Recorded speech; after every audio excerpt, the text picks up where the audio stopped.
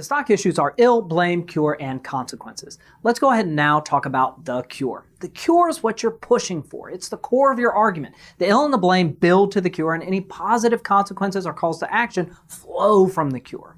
Our cure needs to satisfy at least two conditions. One, it needs to solve the blame. It should reduce the ill. Otherwise, why are we talking about it? You should show how the plan solves the problems that you've discussed. Two, your cure needs to be workable, realistic, feasible. So I get frustrated sitting in traffic. My solution, my cure of giving everyone jetpacks solves the need. We're no longer stuck in traffic.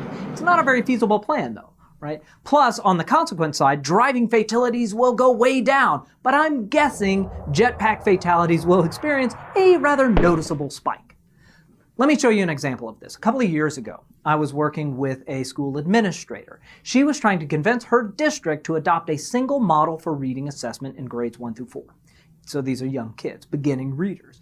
It turns out there were like 3 or 4 different ways teachers were gauging how good students were as readers. One teacher would use one method, another teacher would use another. Different teachers, even at the same school, were using different mechanisms. And that's just what had evolved in that district.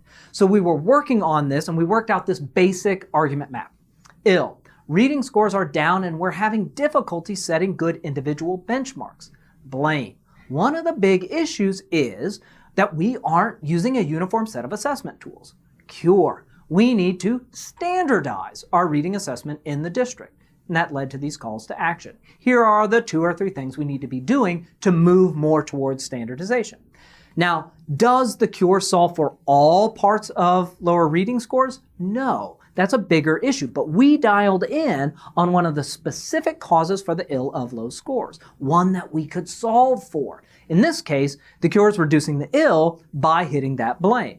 It's not the only blame, of course, right? There's other ones out there, but this blame, of lack of standardization, is an important one.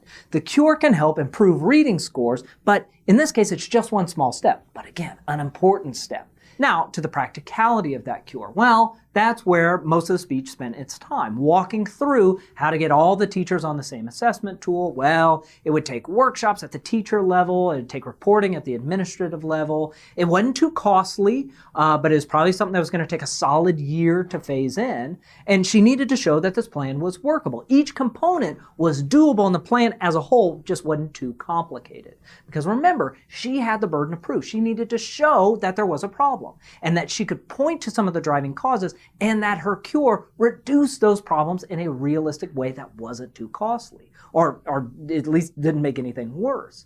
The cure was the point of the speech. Now, the cure might come up in the middle of the speech, but it's probably where you want to start your speech writing. We aren't obligated to talk about all the blames under the sun. We really just want to focus our attention on the ones that our cure is solving for. And the same thing goes for fundraising. I start with the cure. What do I want to see happen? I want to get more money. I want to get a donation. I start with that cure, and then I write backwards to the ill and the blame, and the things that are going to justify that cure, and maybe forward to consequences and audience actions. But it all starts with the cure.